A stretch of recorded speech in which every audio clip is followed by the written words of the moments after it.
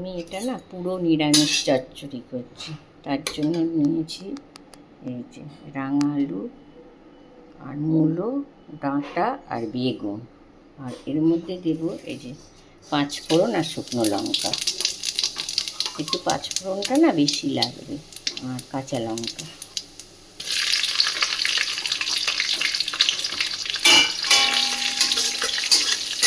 এটা বেশ নাড়বো, একটু ভাজা ভাজা হয়ে যাবে।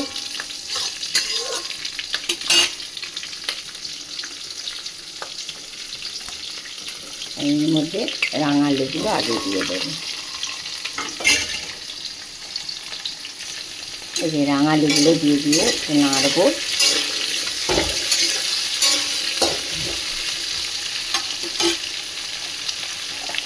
আর মূলোও দিয়ে দেবো, আমি একসঙ্গেই দিয়ে দেবো, যে বেগুন ডাঁটা সব দিয়ে দেবো। দেওয়ার পর এর মধ্যে নুন আর হলুদ,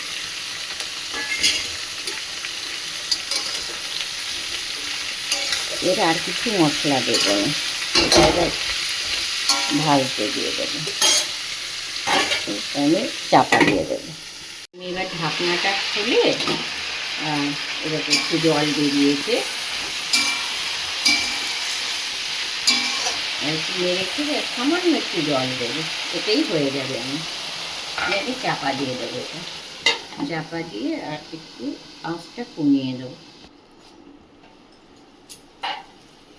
এই যে চচ্চড়িটা হয়ে গেছে। আর এই চচ্চড়িটা না আমি শুধু আর কি পাঁচফোড়ন শুকনো লঙ্কা হয়ে গেছে, এবার নামিয়ে দিচ্ছি।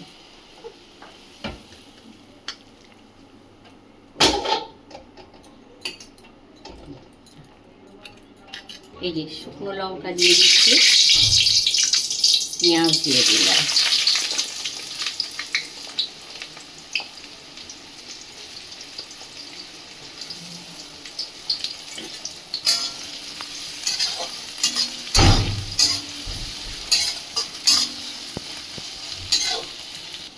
এবার আলু দিয়ে দিচ্ছি।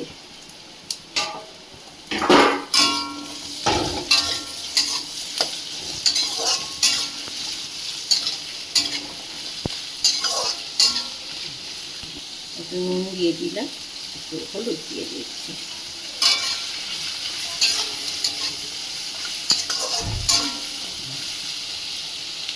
দিয়েছি চাপা দিচ্ছি।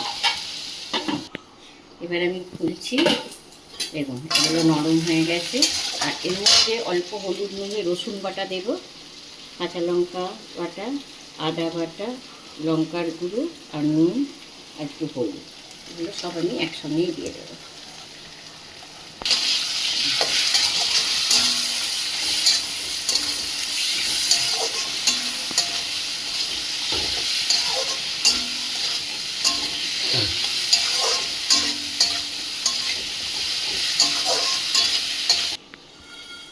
সামান্য একটু জল দেব, যাতে রসুন আদার গন্ধটা ছাড়ে।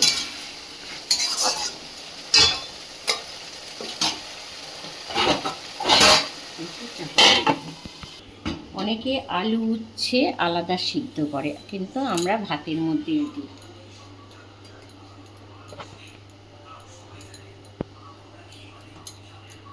অনেকে ভাবে হয়তো উচ্ছে দিলে ভাত তিতো হয়ে যায়।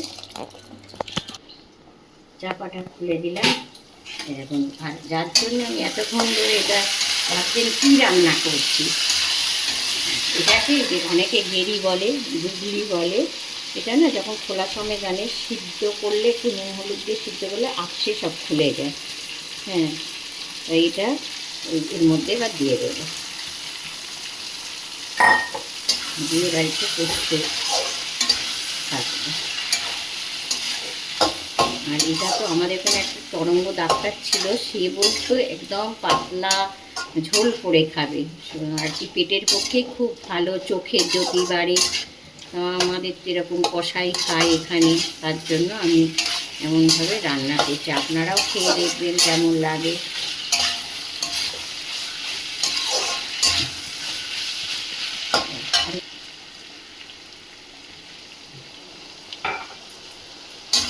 চাপা দিদি আলুটা একটু গলবে, বুঝেছো? এই যে দেখুন করলাগুলো কেমন ভাসছে জলে, কিন্তু সিদ্ধ হয়ে যাবে।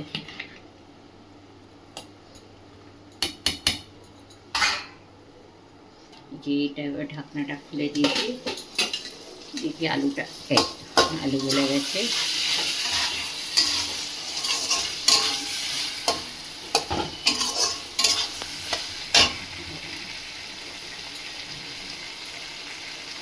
একটু গরম মশলার গুঁড়ো দিয়ে দেবো।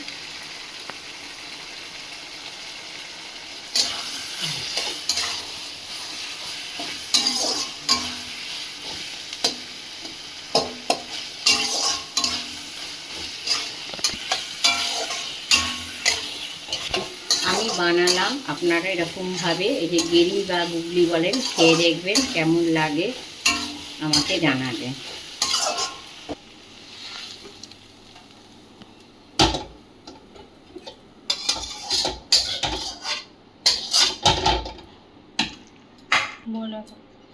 হ্যাঁ, আমি এই গেরি আমি নিজেও খাই না, কিন্তু আমার নবদ্বীপ থেকে আর কি ভাসুরজির ছেলে নাতি এসছিল, তাকে আমি পুইমিটুরি বলে খাইয়ে দিয়েছি। সে কিন্তু আবার চেয়ে খেয়েছে, বুঝতেও পারিনি। এই যে শুকনো লঙ্কা দিলাম, শুকনো লঙ্কা দিলে কি হয়, টেস্টটা হয়। আর পেঁয়াজ দিয়ে দেবো, এটা আমি করবো, এটা পেঁয়াজটা বেশি লাগে। এবার কী করবো আপনাদের সঙ্গে পরে শেয়ার করছি। কটা কাঁচা লঙ্কা কুচি দিয়ে দেবো। আমি যেমন পেঁয়াজ একটু নুন দিই, একটু নুন দিয়ে দেবো, পেঁয়াজটা চাপা দিয়ে রাখবো। এবার ফিরে এলাম, এসে এই যে অনেকটাই লাল হয়ে গেছে, ঠিক আছে। এবার এই যে রসুন বাটা, এটা রসুন বাটাটা বেশি লাগে।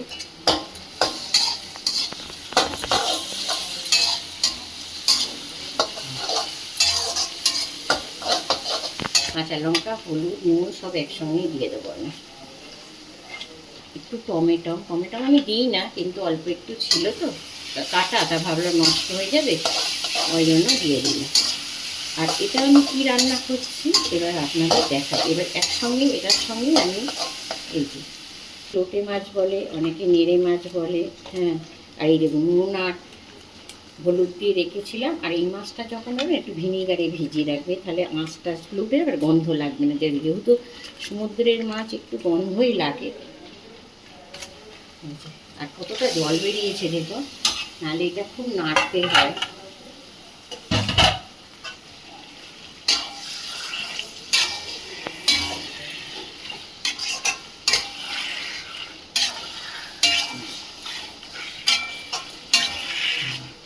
এবার এটা হতে থাক, মাঝে মাঝে এসে কতটা জল বেরিয়েছে আপনাদের দেখালাম। আর এটাই জল দিতে লাগে না, আর পরে কতটা জল বেরোবে আমি দেখাবো আপনাদের সঙ্গে। দেখুন বন্ধুরা, কতটা বেরিয়েছে দেখুন। এই বাবা, এটাকে এখন মারতে হবে আমার,